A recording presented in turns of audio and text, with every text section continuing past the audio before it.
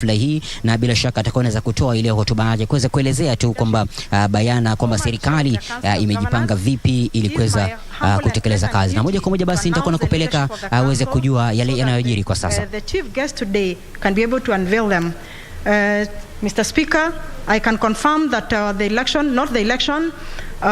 process went on very smoothly, and the selection of the leadership of the council was by consensus. The Council of Governors agreed on the leadership that would steer the council in the next 5 years, 1 year, then continually to elect as we proceed.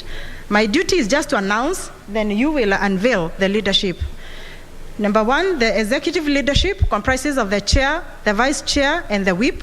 And the chair of the council is none other than Her Excellency Anne Mumbi Waiguru. The vice chair is His Excellency FCPA Ahmed Abdullahi. And the whip that will be whipping the people seated here is none other than His Excellency Stephen Sang. Allow me, Mr. Speaker, sir, to announce the leadership of the committees, the chairs of the various committees. We have 18 committees that guide and the implementation of the council affairs. And the first committee is Finance, Planning, and Economic Affairs that will be headed henceforth by His Excellency FCPA Fernandez Baraza.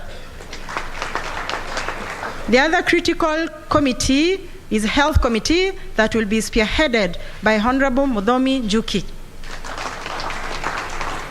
Number 3 is Agriculture, Livestock, and Cooperatives Committee will be headed by His Excellency Kenneth Lusaka. Water, Forestry, and Natural Resources Management Committee will be headed by Andrew Madime. Number 5, Land, Housing, and Urban Development will be headed by His Excellency Professor Anyang' Nyong'o. Legal and Constitutional Affairs and Intergovernmental Relations Committee will be headed by His Excellency Mutula Kilonzo Jr. Number 7, Education Committee will be headed by Dr. Eric Mutai. Number 8, Gender, Youth, Culture, Sports, and Social Services Committee will be headed by His Excellency Simon Kachapin. Number 9, Trade, Industry, Manufacturing, and Enterprise Development Committee will be headed by Her Excellency Wavinya Ndeti. The Committee on Environment and Climate Change will be headed by His Excellency Dr. Wilbur Otichilo. Number 11, the Human Resource, Labor, and Social Welfare Committee will be headed by His Excellency Sakaja Johnson. Number 12, the Blue Economy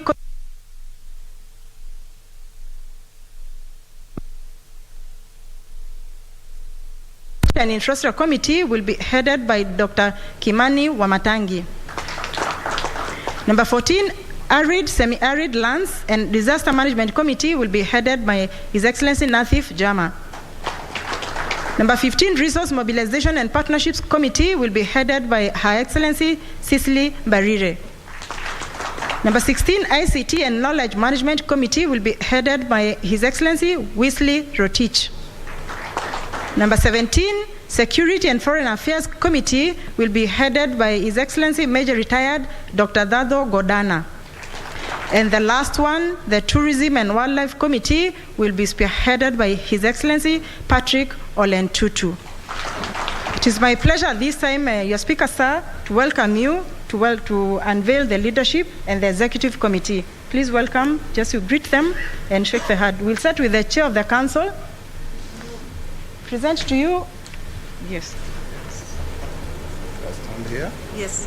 Okay. Governor Anne Waiguru, please shake the hand of the Speaker as a symbol unveiling you on behalf of His Excellency the President.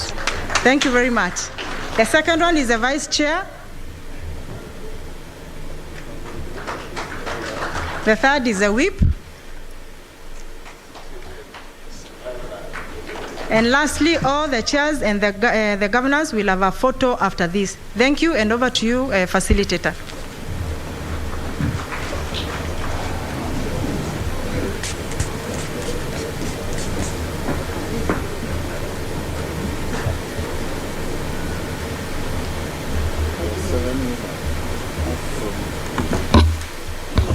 Thank you, Madam CEO.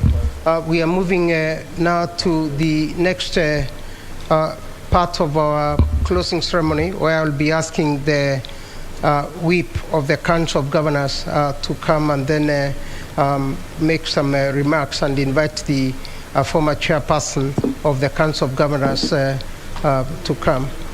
But before I do so, Mr. Speaker, sir, allow me to say that the proceedings of this induction meeting have discussed a number of things, including how devolution has evolved in this country and how devolution has changed the country in many ways. Social sectors have been impacted in different ways. And if you go to every county, you'll see tremendous changes that have taken place. But there are challenges that requires intervention and collective spirit of everyone in the country to address. Some of those challenges include funding and intermittent disbursement of funds. They include incomplete bundling of functions and effective transfer of functions from the national to the county levels. They also include having instances where national agencies are carrying out duties of the county government. They include also lack of supportive legislation, including by the National Assembly itself. And they include the huge wage bills in the counties. It has been agreed that the county government will collectively work with the national government to address some of these particular challenges, and the dialogue has been underlined as a very important aspect of intergovernmental relations. It has also been agreed there is a need to have the National Assembly play an effective role in supporting devolution, including by paying attention to having the need of a committee that can support devolution in different ways. It has also been agreed that the national agencies that are here, including the Auditor General, the Control of Budget, the Procurement Regulatory Authority, and the different other agencies that play a role in devolution, especially in public finance management, will have a formal retreat once again in order to help the county governments understand and have a discussion on the issues that challenge devolution at different times. Mr. Speaker, sir, those are some of the issues that I thought are important to underline in order to show how everyone here appreciates devolution and appreciates the need for consultations and collective working spirit in order to address the challenges that face devolution and make Kenya a great country. Mr. Speaker, sir, if you allow me, I will ask the whip of the council now, our new whip, to come and take the discussions forward, and he'll begin by asking for remarks from the chairperson emeritus, my own friend and a neighbor, and a friend for many years, Governor Wambora, Chief Whip, sir.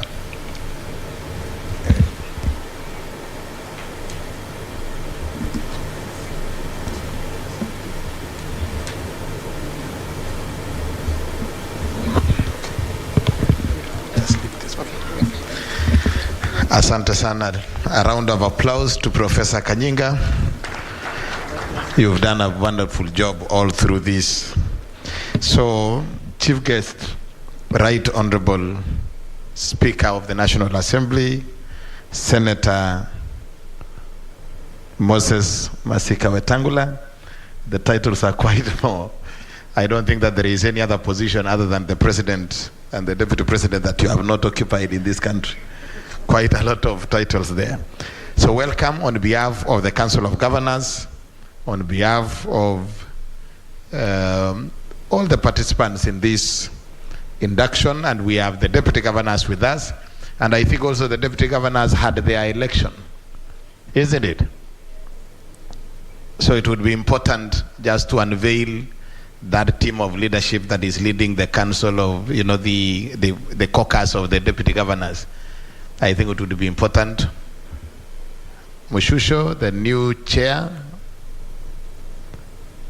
Where is the team? Just come and share with us the team of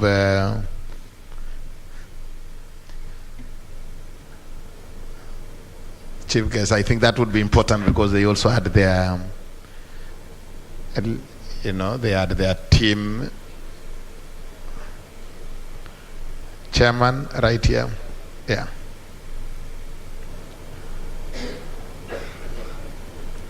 You will just share with us the team that will be leading your caucus. Karibu sana.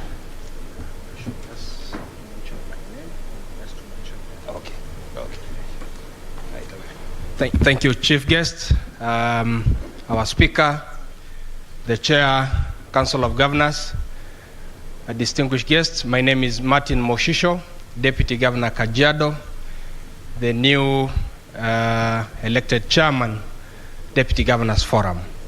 Thank you.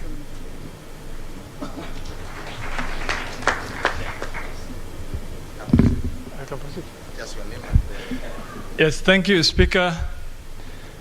Ahmed Mohammed, Deputy Governor of Wajir County, Secretary, Deputy Governors Forum. Thank you. Thank you, Speaker. My name is Lucy Mulili, Deputy Governor Makueni, Deputy to the Chair of Deputy Governors. Thank you, Mr. Speaker. My name is Jirema Kombo, the Deputy Governor Kwale, and the Treasurer to the group forum. Thank you. Thank you, Speaker. Deputy Governor Laikipia County, Chief Whip, Deputy Governors. Tuwapigie makofi kabisa. Asante sana. Theirs is a caucus, and therefore they have a treasurer, they have the various other positions. The COG is anchored in law, and therefore the positions available for us is just the chair, the vice chair, and the chief whip together with all the others. So thank you so much. We wish you well, that team of leadership leading our caucus of deputy governors. May I now take this opportunity to welcome our former vice chair. Our former chair, sorry. His Excellency Governor Martin Wambora, who led this council for 2 terms. He is now a retired governor from Embu County. I want to take this opportunity to welcome you to share your brief remarks. Karibu sana. Tumpigie makofi. I am sure he has not forgotten his speech somewhere. Kuna siku alitafuta speech yake mahali.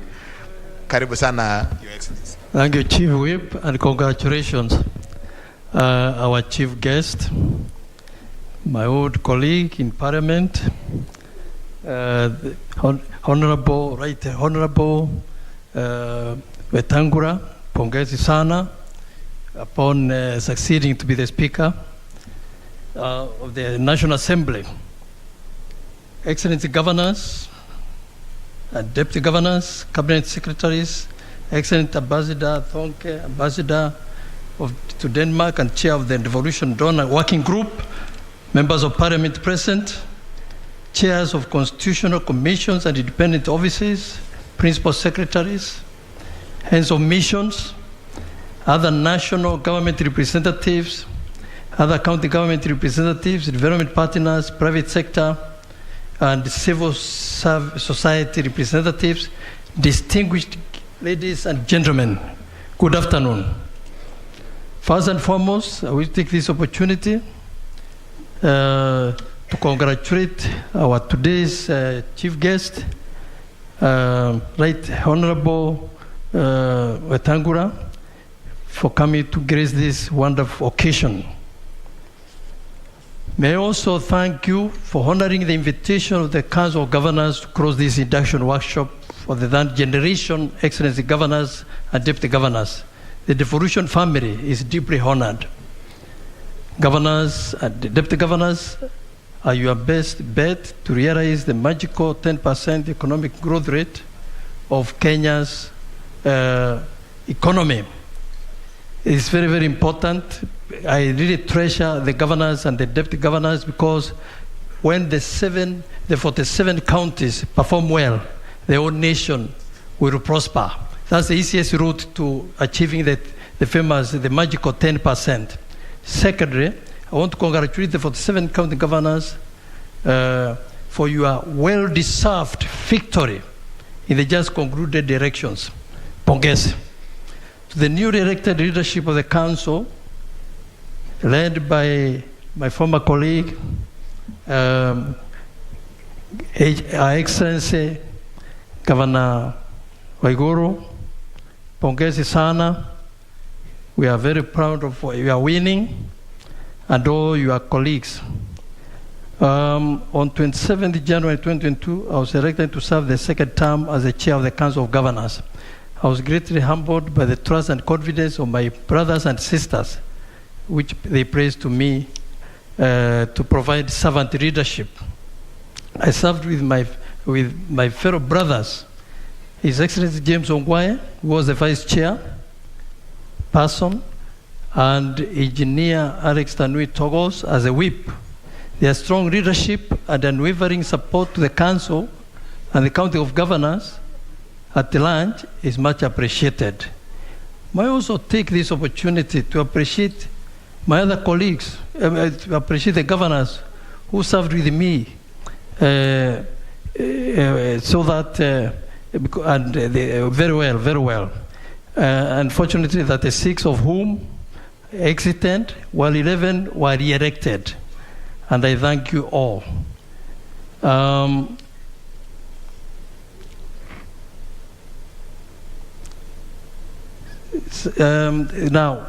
the achievements of the Council have been elaborated by the CEO, and I don't want to repeat that because I know you have had a long day.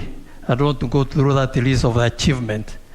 But may I just say one or two issues and more. One is the consensus.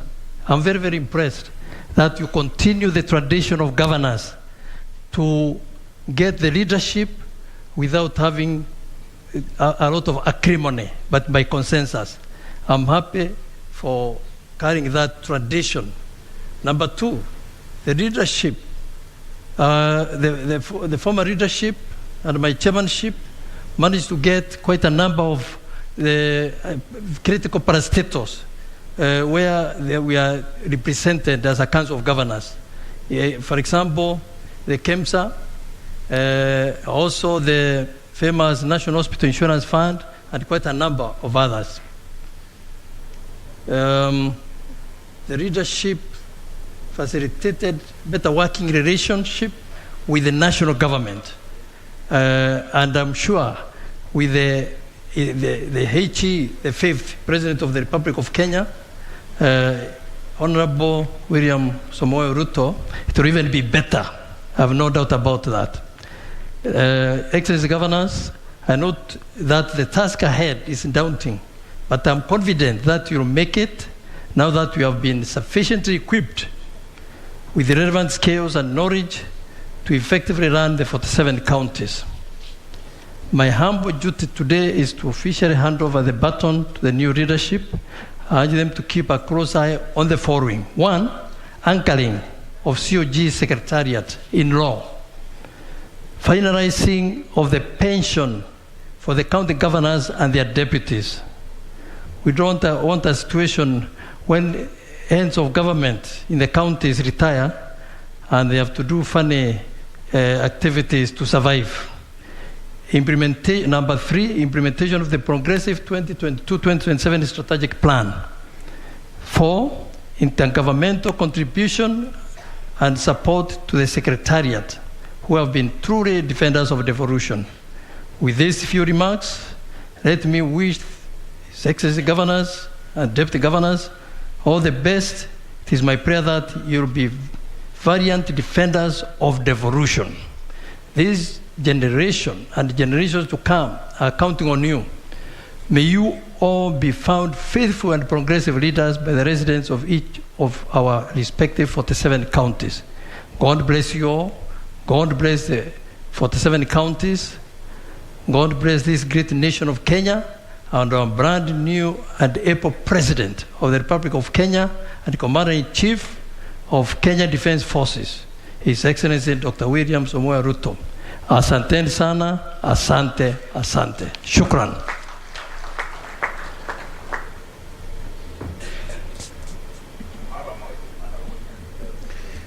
Tumpigie chairman makofi. Thank you, Bwana Chairman. In a short while, I am sure as the serving chairman, you had instruments of power. So in a short while, we will be inviting you to hand over the instruments of power to the new chairman. And thereafter, we will have the chief, we will then have the other speeches going on. As the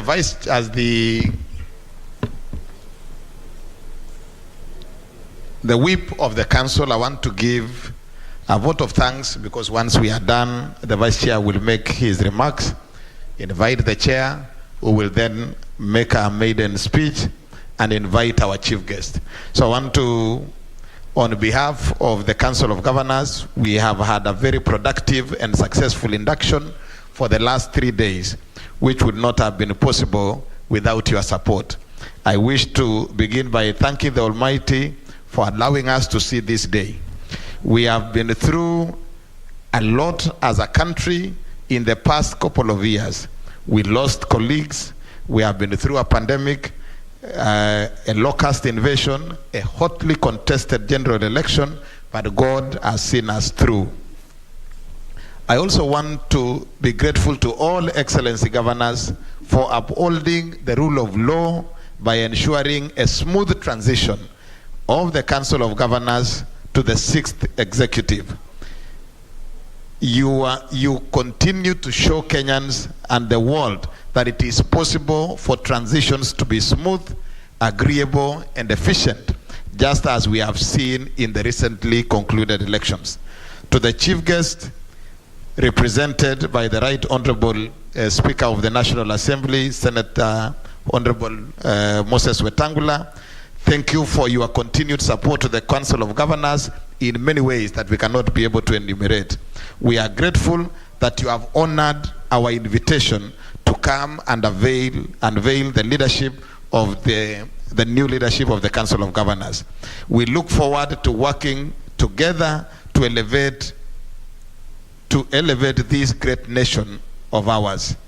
To the Deputy President, in his absentia, he was here to open the induction, Honorable Rigathi Gachagua. We want to thank him for gracing this induction. This was his first official assignment after swearing in. We want to appreciate and thank him for finding time. To all our partners who have supported us in one way or the other in ensuring the success of this induction, we are truly grateful. A special mention to FCDO through ACT. We have CHAI, we have KCB Bank, Cooperative Bank, AGRA, WFP, UNDP, CPF, and World Bank for supporting this induction. To our development partners represented by the chairperson of the Devolution Donor Working Group, His Excellency Ole Thonke, thank you very much for the support that you continue to give the Council of Governors. To the independent commissions that were represented throughout the 3 days of our induction, we appreciate your presence, your support, and your contributions. Representatives of private sector, asanteni sana for the support and attending and the luncheons that you organized and you attended here. Our invited guests, you are special to this council in one way or another, and we treasure your support and contribution. I would name each and every one of them, but accept our sincere gratitude. Thank you very much for gracing and supporting our induction. We also want to thank Pride Inn Paradise Beach Resort for the successful hosting of our induction, together and also supporting the many demands for the past few days. The other hostels that we stayed in, including Serena Beach Resort and Sarova White Sands, we want to appreciate their support. Finally, I want to appreciate the Secretariat of the COG, led by our able CEO, Mary Mwiti. Thank you for ensuring a successful induction. We have learned, we have taken a lot, we have taken home a lot. We promise to support the council in the ways that you have requested us to do this. This was indeed a fruitful induction, and I wish to say without fear of favor that Excellency Governors remain grateful for your unwavering support. The Council of Governors is very pleased to have a supportive partners in each and every one of us. Asanteni sana na Mungu awabariki. I now want to invite our Vice Chair, Governor Wajir, to come and make his remarks. Thereafter, invite the former chair to hand over the instruments of power. Then our new chair will then proceed to make her maiden speech. Karibu sana, Vice Chair.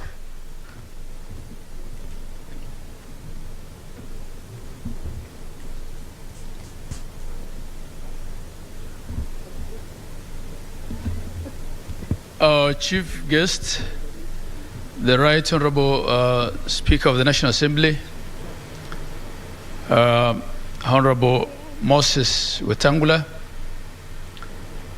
our Chair, Excellency Anne Waiguru, outgoing Chair, our Chief Whip, Excellency Governors and Deputy Governors, all invited guests and participants of this induction course, good afternoon.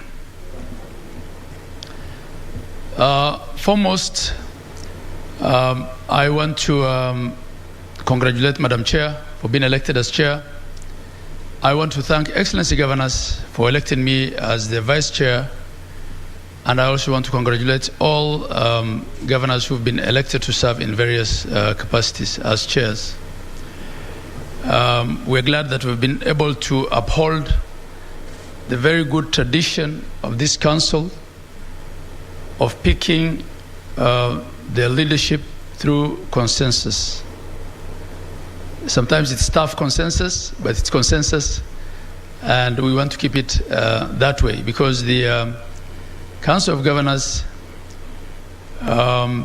is a bipartisan forum that works for the interests of all counties, and we want to work together to foster devolution and safeguard and enhance its place in the governance of this country.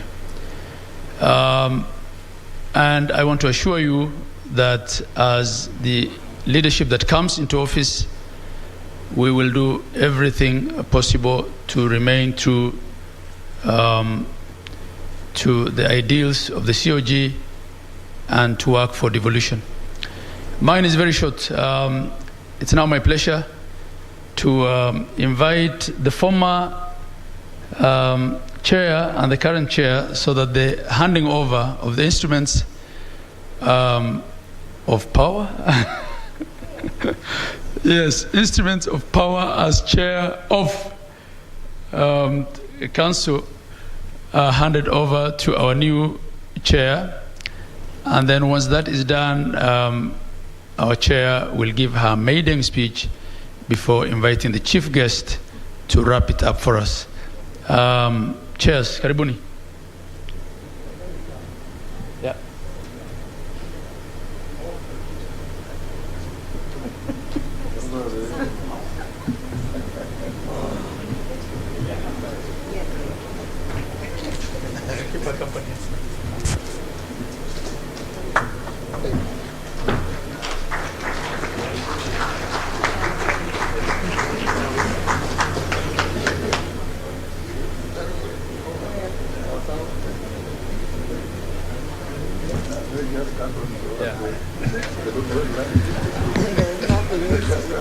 Madam Chair, having received the instruments of power, it's now my pleasure to invite you so that you may give your maiden speech. Thank you.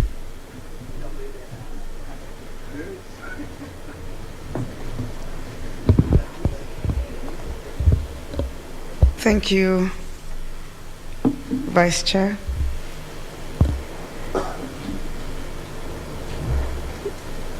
Right Honorable Moses Wetangula, Speaker of the National Assembly, fellow Excellency Governors and Deputy Governors, Excellency Martin Wambora, Chair Emeritus and former Governor Embu County, distinguished guests, ladies and gentlemen, good afternoon. On behalf of the Council of Governors, allow me with great pleasure to welcome and thank the chief guest, Honorable Moses Wetangula, for honoring our invitation to grace this ceremony. As a council, we recognize and appreciate the new administration's commitment to advance democratic governance as well as support the implementation of devolution. I now take this opportunity to extend my gratitude to my fellow Excellency governors for electing me today to serve as the chairperson of the council for the next year. I am profoundly humbled, honored, and privileged to be entrusted with this role at a critical time when we have just ushered in the third generation of county governments. The responsibility bestowed upon me is no mean feat, but I am equal to the task. Your Excellencies, ladies and gentlemen, indeed, devolution has come of age. In the last 9 years, we have witnessed remarkable milestones in the devolved sectors. I salute the pioneer county governors who have, to a great measure, played a fundamental role in delivering essential services, developing local economies, and empowering communities through robust public participation. Indeed, devolution has had tremendous impact on every Kenyan. As we take up the mantle, we must strive to build on the successes and achievements made so that we can deliver on the devolution dream where every citizen, regardless of status, has equal access to services. I note that we are blessed with a diverse team comprising of 26 new governors, 11 second-term governors, and 8 pioneer governors, and 40 new deputy governors who have rich experience that will greatly benefit devolution. Your Excellencies, as a Council of Governors, we commit to a collaborative approach in governance and affirm our support to ensure that the manifesto of the government and the manifesto of all counties and the government is achieved.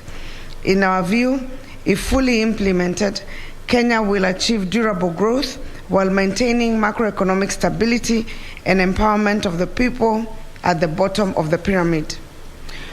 On the same note, Your Excellencies, we call upon your support to the Council of Governors as we prioritize to address the following challenges which persisted in the previous administration. The first one is the perennial delay of disbursement of funds by the National Treasury, which has hampered smooth and efficient, uninterrupted service delivery. We hope, Bwana Speaker, you will relay the message of that which the Council of Governors is expecting to be addressed by the national government. Number 2, revoking of executive orders which seek to establish authorities to undertake devolved functions in competition with county governments. Number 3, anchoring of the COG Secretariat in law to facilitate adequate support to county governments. Number 4, a review of laws, policies, and regulations, especially in the agriculture, water, and health sectors, which claw back on devolution. Number 5, finalization of the unbundling, transfer, and costing of devolved functions. Number 6, increased funding to devolved units to at least 35% of the national revenue. And number 7, the fast tracking of the governor's pension. It is our hope that the aforementioned challenges will be addressed within the next 3 months to enable counties realize their full potential. And now more than ever, both levels of government must join hands as we execute our distinct but complementary roles. We hope that consultation and dialogue will be our mantra as we forge ahead so that together we can steer devolution to greater heights. Ladies and gentlemen, Your Excellencies, with those few remarks, I would like to request us to be upstanding as I take this humble opportunity to welcome His Excellency, the Right Honorable Speaker of the National Assembly, to deliver the speech of His Excellency, the President, on his behalf. Thank you very much.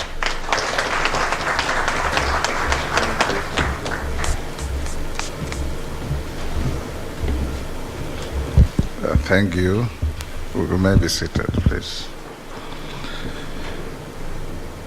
Chairman Emeritus to the Council of Governors, my good friend Martin Wambora, the brand new elected chair, Governor Anne Waiguru, the vice chair, the whip, the facilitators to this induction seminar, all resource persons, the chair of the Deputy Governor's Caucus, your vice chair and the team, ladies and gentlemen, I am here to deliver a speech on behalf of His Excellency the President, William Samoei Ruto, EGH, the Commander-in-Chief of our Defense Forces, who was supposed to grace this occasion but is, due to unavoidable circumstances,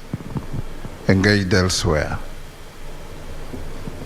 Ladies and gentlemen, Your Excellencies, it gives me great pleasure to join you today as we close this induction workshop.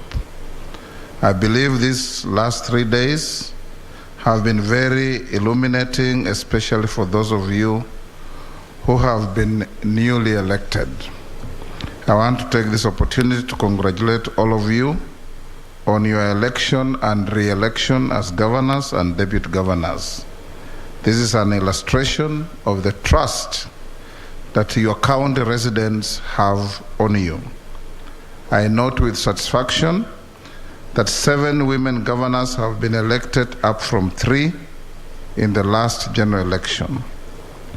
I wish to take this opportunity to specifically congratulate them for coming out victorious during the just concluded elections. I'm further gratified to note that we have 8 women deputy governors whom I also wish to congratulate for this great achievement. If Kenya continues on this trajectory, I believe we will join other countries in the region that have scored highly in achieving gender parity. The leadership positions you hold are critical, and it was therefore important for you to participate in the induction program that was aimed at preparing you to assume office responsibilities. This is particularly important considering that counties play a key role in our socio-economic development. Excellencies, ladies and gentlemen, as we come to the end of the 3 days induction, allow me to share a few thoughts on my government's support and commitment to devolution in the next 5 years. The devolved system of government has been implemented since 2013. During this period, the country has experienced commendable socio-economic development. In the last 9 years, counties have received over 3.2 trillion Kenya shillings as equitable share of revenue, which has increased investments in the counties, leading to improved service delivery. Some of the key economic sectors that have benefited from this investment include health, education, water, roads, energy, housing, agriculture, and trade. For example, in the health and education sectors, counties constructed 1,419 dispensaries and 821 early childhood development ECD centers between 2013 and 2018. Though we have had good progress in implementation of the devolution, it is noted that there is still much we can do to improve on implementation of devolution as envisaged in our 2010 Constitution. I am aware that counties have raised concerns with the delays in the disbursement of equitable share of revenue by the national government. In our manifesto of Kenya Kwanza, we committed ourselves to ensuring that the shareable revenue is transferred to counties in a timely and predictable manner and in accordance with the law. This will ensure that counties carry on with their development activities without interruptions, including meeting their financial obligations. Accordingly, I will engage the National Treasury to ensure that there are no further delays and that all disbursements to the counties are done on time to enable counties to meet their obligations. Excellencies, ladies and gentlemen, I am informed that the average potential of on-source revenue for the 47 counties is 171.7 billion. However, actual collections have averaged only 32.9 billion, which is a huge shortfall on the expected revenues of the counties.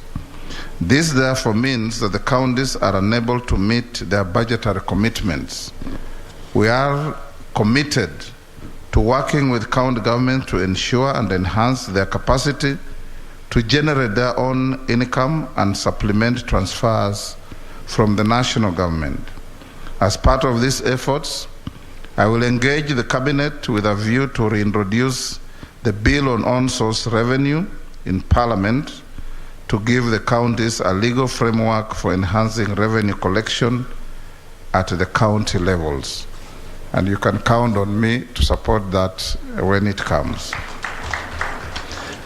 Excellencies, ladies and gentlemen, one major area of dissatisfaction in the counties is the delay in transferring all the devolved functions. We are committed to the complete transfer of all functions constitutionally earmarked for the counties. I therefore want to direct the Ministry of Devolution to complete the process of unbundling of all these functions and the National Treasury to avail the attendant necessary funds to complete the exercise. I am also aware that the valuation and transfer of assets and liabilities relating to the devolved functions has not been completed due to insufficient funds. I'm therefore directing the National Treasury to provide sufficient funds for this task to the Minister of Devolution to ensure that the exercise is completed as soon as possible. Excellencies, ladies and gentlemen, by now, you are all aware that both the counties and the national government are struggling with the payment of pending bills to merchants and contractors, while at the same time balancing the development needs of our counties and the country. While it is critical to ascertain the validity of the pending bills before payment, it is of paramount importance that these bills are paid. Many ordinary Kenyans who provide goods and services to the national and county governments have remained unpaid for a long period, and some have even lost their properties that they use as collaterals to guarantee bank overdrafts. Our economy is driven by the efforts of such Kenyans through small and medium enterprises, SMEs, yet the pending bills have destroyed their businesses, thereby contracting the Kenyan economy and reducing our potential to create job opportunities, especially for the youth and women. I am therefore directing that both the national and county governments comply with the financial regulations which stipulate that pending bills are cleared as a first charge in the beginning of a financial year. Excellencies, ladies and gentlemen, I want to give my assurance that as a government, we will continue working with the counties and other stakeholders in the devolution sector to strengthen the policy and legislative framework to support operations at the counties. Currently, the government is reviewing the policy on devolved system of government to make it more responsive to emerging issues in the implementation of devolution. I'm therefore calling for your support and participation to enrich this policy so that it captures the aspirations of our counties. Article 6.2 of the Constitution envisages for a two-tier system of government and recognizes their distinctiveness and interdependence, requiring them to conduct their mutual relations in consultation and cooperation. Harmonious intergovernmental relations are critical in strengthening interactions between the national and county governments. The legal framework has established various intergovernmental structures aimed at facilitating the said interactions. I want to emphasize to you, Excellencies, my commitment to strengthen and rejuvenate the laid down intergovernmental structures as primary platforms for engagement between the two levels of government in the cooperation and resolution of matters of interest. Further, I wish to urge that the two levels of government embrace alternative dispute resolution mechanisms in the resolution of any intergovernmental disputes. This is an amicable and cost-effective method of resolving intergovernmental conflicts. Various courts have now guided that regarding intergovernmental disputes, the parties must first exhaust the alternative dispute resolution mechanisms before seeking judicial intervention. I also wish to reiterate the government's commitment to support county governments in building the requisite capacity to enable them to discharge their mandates effectively.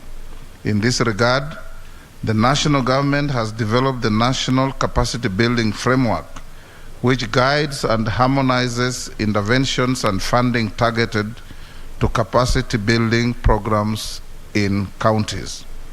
Finally, Excellencies, it is my expectation that with the resources at your disposal, there will be improved governance, efficient and effective development, and service delivery. With these remarks, I therefore wish to formally close this induction workshop. Your Excellencies, on my part, I'll just add one or two things. One, to congratulate personally each one of you for the grueling campaigns you have gone through and the successful election that you all deserved after that election. Two, we have gone around the country in each of your counties, not once, not twice, and I can tell you that from my perspective, I saw many, many positive attributes to devolution. From high-rise structures in far-flung Wote in Makueni to a 3-star hotel in Wajir full with lifts and everything and internet, to tarmac roads in many, many places, devolution is truly the gift to the people of Kenya. And you as the midwives and the champions, we encourage you and urge you to ensure that it becomes the engine of our economic growth. It becomes the cornerstone of creation of jobs, particularly in rural areas. And above all, it becomes part and parcel of our intergovernmental engagement to see that public resources are not expended in a duplex manner, and the national government, as you have heard from His Excellency's statement, will unbundle all the pending devolution functions with attendant resources down to the counties. On my part, any legislation that requires to enhance the strength and success of devolution, I assure you, you can count on me and my counterpart in the Senate, who has been one of your own Governor, Amason Kingi. We are going to be facilitators and not an impediment to the enhancement of devolution. I have walked the journey of devolution from the creation and crafting of the 2010 Constitution in the last 2 terms in the Senate, and I do know where it pinches. The tension and rifts between the 2 houses of Parliament, the observance of Article 110(3) of the Constitution in concurrence on bills, and the seamless flow of legislation from one house to another are things that we are going to pay very close attention to. And as governors and your council and your resource teams, be encouraged and feel free to engineer legislation to come to the houses where there are delays from either the national government or other sponsors of bills to ensure that we support devolution, because I know the people of Kenya voted for the Constitution 2010, research shows, because 68% was in support of devolution. Thank you, Your Excellencies, and let's make Kenya greater and greater.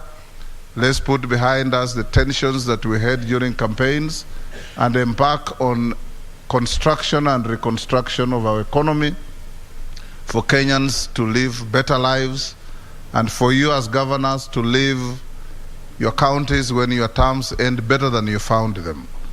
Thank you, and may God bless you.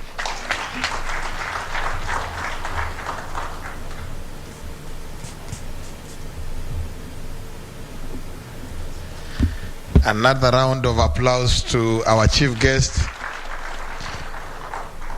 Your Excellency, the Speaker of the National Assembly. We think as COG that we have the best chance as a country to implement devolution, particularly with you, a former senator sitting as the Speaker of the National Assembly, and our own brother Amason Kingi as the Speaker of the Senate. We definitely think that gives us a very good opportunity to address a number of the challenges that we have faced before. You are left with only one task, Your Excellency, on behalf of the President of Kenya, to launch the Council of Governors strategic plan. And before we invite you to do that, we want to ask the Secretariat to play that brief documentary. Before then, we can allow the chief guest to launch our strategic plan. The Council of County Governors, COG, is an intergovernmental body established under Section 19 of the Intergovernmental Relations Act 2012 and comprises 47 county governors. To accomplish its mandate as per Section 20 of the Act, the Council is guided by 5-year strategic plans. The first strategic plan ran from 2014 to 2017, while the second one ran from 2017 to 2022. The epilogue of the 2017 to 2022 strategic plan showed that the succeeding one needed to focus on increasing the council's support to county governments with improved service delivery in mind. Therefore, the Council of Governors Strategic Plan 2022 to 2027 aims at strengthening devolution and is anchored on 3 pillars, which are: Pillar 1, good governance and institutional capacity for sustainable service delivery in the counties. This pillar will focus on the following objectives: promote good governance at the county level, strengthen the institutional capacity of county governments, promote knowledge management, learning, innovation and research in counties. Pillar 2, intergovernmental relations and devolution. The objectives under this pillar are: strengthen cooperative government and intergovernmental relations, strengthen policy and legislation for devolution, and strengthen county government's role in the global agenda. Pillar 3, COG's institutional development. This pillar will focus on strengthening COG's administrative functions and identity and enhancing COG's resource base. Devolution is a game changer in Kenya's governance and service delivery landscape. The implementation of this strategic plan aims at deepening devolution and ensure that county governments are strengthened to deliver services for the prosperity of the citizens of Kenya. Grab a copy of the strategic plan today.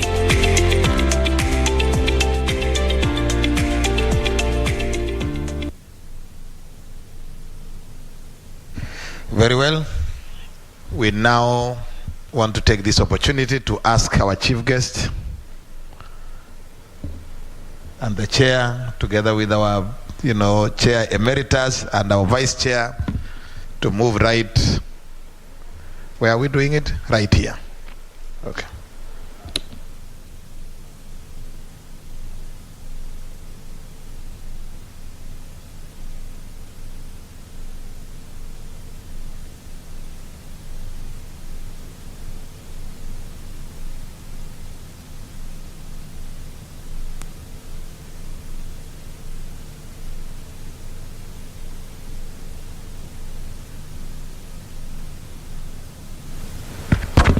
So we will count 1, 2, at the count of 3, our chief guest will be able to press the button.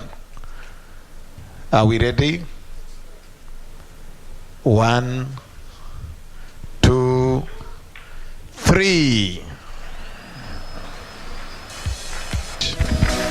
I now want to invite all the committee chairs right here so that our chief guest can present each and every committee member. All the chairs. All the chairs, you can come right here on the stage. Our chair, let's come to the stage, please. Your Excellency.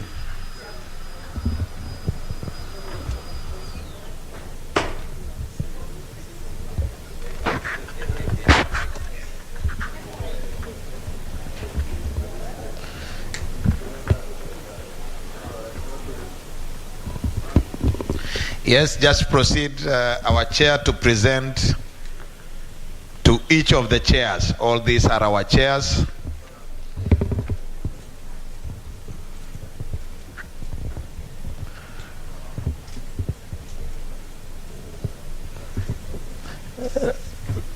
So after receiving our chairs, you remain here.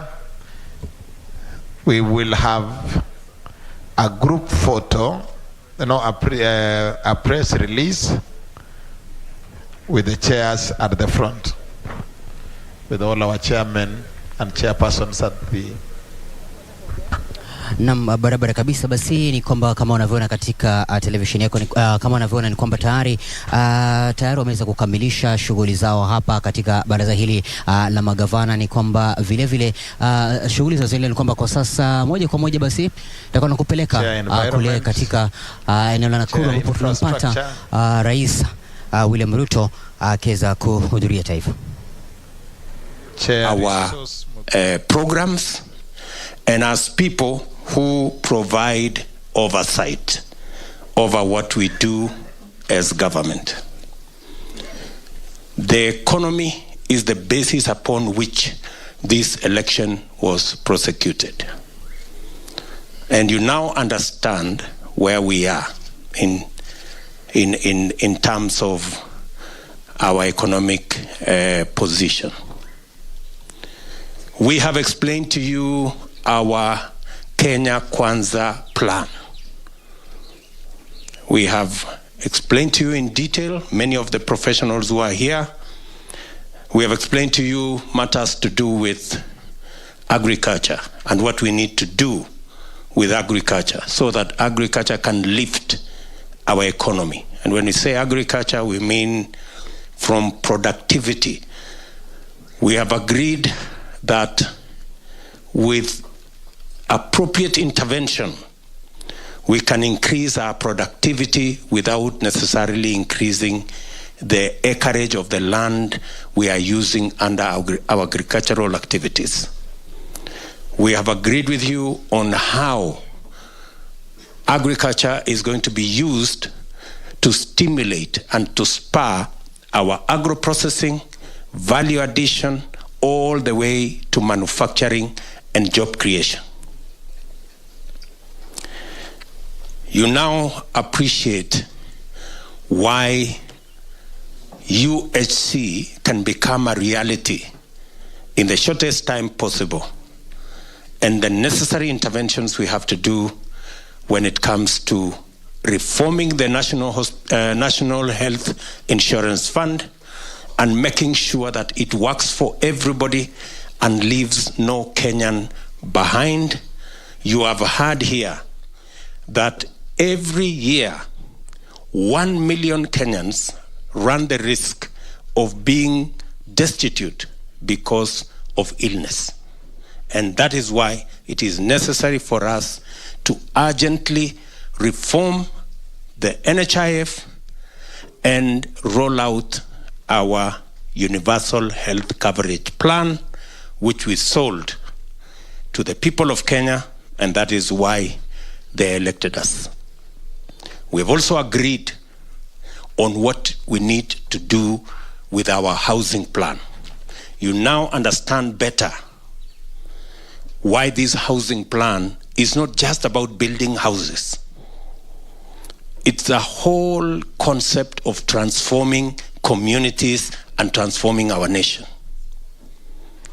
Getting the people in slums to live in decent habitat. Making sure that we create more home owners than rent payers. We also ensure that through the housing plan, we also make millions of our young people to have jobs. We have desegregated the housing plan so that it also begins to create industry. Every item, we have agreed that we are going to standardize doors, windows, hinges, and everything else, so that it is possible to produce doors en masse, it is possible to produce windows en masse, it's possible to produce all the components of a house en masse, create industry. You heard from the gentleman from Gong Road how they got a contract of 120 million, the people on the roadside, because of the power of aggregation. I think we've also agreed with you that we have among the lowest saving as a percentage of GDP in our region. It is not possible for us to continue contributing 200 shillings and pretending that we are doing anything called saving. It is not saving. It is a joke. And we have agreed, and we have been taken through the numbers here, what savings can do for our country. In fact, savings is biblical. I mean, it's, honestly. Yeah? The Bible says, a good man leaves an inheritance for his children.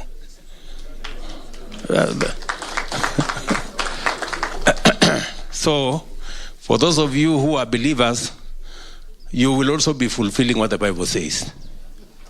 And you could possibly go to heaven. for saving, So we all agree that we have to raise our savings as a percentage of GDP. It is not possible for NHIF to continue receiving 200 shillings from people who earn as much as 1,500,000, 200,000. You have heard that it's even becoming expensive administering the 200,000.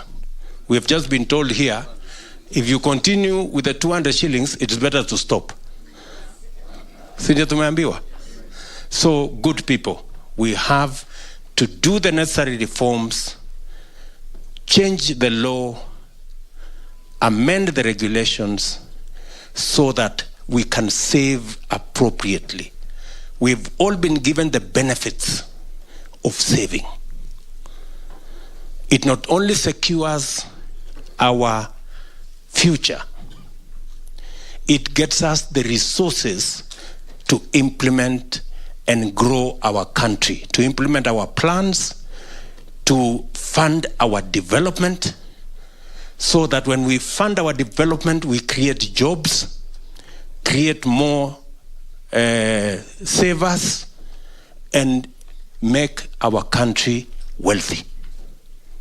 We cannot grow our wealth on the savings of other people, because they are not going to give us free money.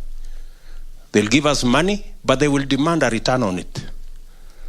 So we become their slaves. So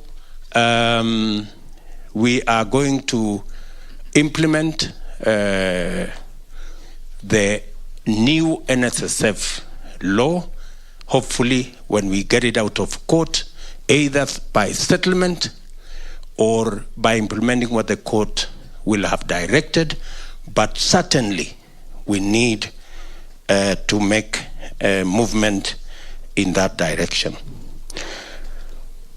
I cannot say everything else that we have said, but I really value the time we have spent since yesterday. And I appreciate that many members may have thought we would come to Naivasha and enjoy ourselves. Unfortunately, it has become like CBC. It has become like CBC. Too much homework. And but I am sure we'll get another occasion to enjoy ourselves. This was a very important session. I'm sorry we have pushed everybody to the limit, but we all agree that we have taken a lot of valuable information that will help us prosecute our work in Parliament and everywhere else. So tunakubaliana hivyo? I also want to say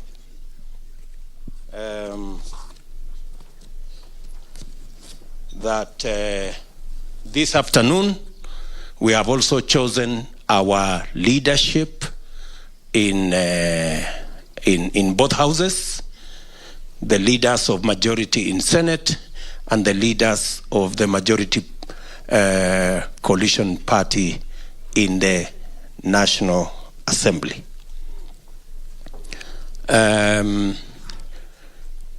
Our friends on the other side will choose the leaders of the minority because they are the minority. They just have to live with the reality that they are the minority. Let us not have an unnecessary contest as to which side is the majority.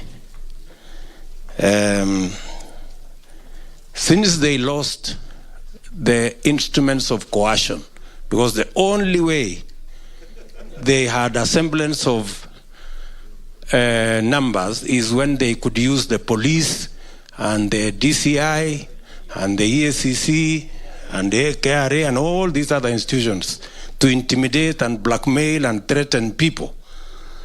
Since the people of Kenya stopped them from having those instruments, they have taken their place because freedom has come to Kenya. And people, everybody can make a choice that their own independent choices without blackmail and threats and intimidation. So our leader of majority in National Assembly is going to be the Honorable Kimani Ichung'wah, the Member of Parliament for Kikuyu. Congratulations, Mheshimiwa. Tumpigie makofi huyu jamaa. The Deputy Leader of Majority in the National Assembly is Owen Baya, the Member of Parliament for Kilifi South. Kilifi North, sorry. Pigeni makofi. The Chief Whip of the National Assembly is going to be the Member of Parliament for South Mugirango, Silvanas Osoro. Congratulations, Mheshimiwa. The Deputy Whip of the National Assembly is going to be Naomi Wako, the Women Member of Parliament for Marsabit County. The Leadership of Senate, Leader of Majority, Aaron Cheriot, Senator for Kericho County. Congratulations, Mheshimiwa. Deputy Majority Leader, Tabitha Karanja, the Senator of Nakuru County. Chief Whip, Boni Halwale, Bullfighter, Senator Kakamega County. Congratulations again. And finally, Deputy Chief Whip, Tumbezi Lelegwe, Senator Samburu County. A round of applause for those good people who will lead our teams in both the Senate and National Assembly. The other matters, as we have agreed, will be handled by my very able deputy here on the other matters to do with Parliament in consultation with now these leaders and the party leaders in our coalition, so that we can present a team that will make sure that our agenda in both houses in Parliament is prosecuted appropriately in a timely manner, so that we can deliver on the commitments we made to the people of Kenya. Members, ladies and gentlemen, I sincerely want to appreciate the party leaders who are in our midst, my good brother Musalia Mudavadi, my good brother Alfred Mutua, my good brother Mule, and all the party leaders who are here. I know, Medhu, you are not yet a party leader. Ngojea kidogo, bado kidogo. Yeah. To thank all the members. My good brother, Roba, the party leader of UDM, is right in the house. And Mwangi Kiunjuri, who is right here. His other name, for those of you who don't know, is called Festus. And who else? David Ochieng, the party leader of MDG, is in the house. Na ule mwingine nani? Who is that guy? Abdi. Is that Abdi? Is that Abdi? Yes, Abdi. The party leader of NAP, from all the way from Ijara. Nani mwingine? Kamket. The Jogo man in our midst. Who is that? Mr. Mandasi. From all the way from CCM. The member of parliament for Chepalungu, right there. Anybody else? Of course, the party leader of Ford Kenya is not here because he's our speaker, and we would rather keep him neutral from this. But I think the acting party leader for this meeting is investor there. Mr. Wanyonyi. And of course, we have Karemba. You know, we have people, and then we have a Mukorino.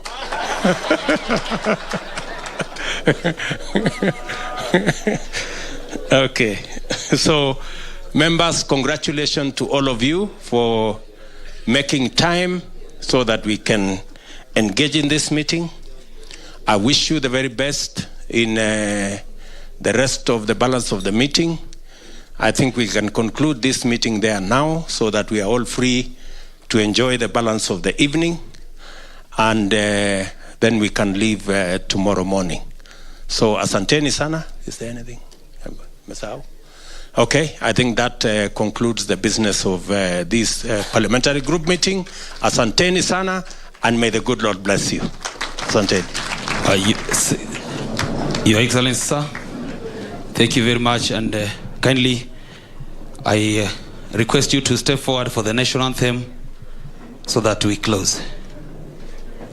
Sir.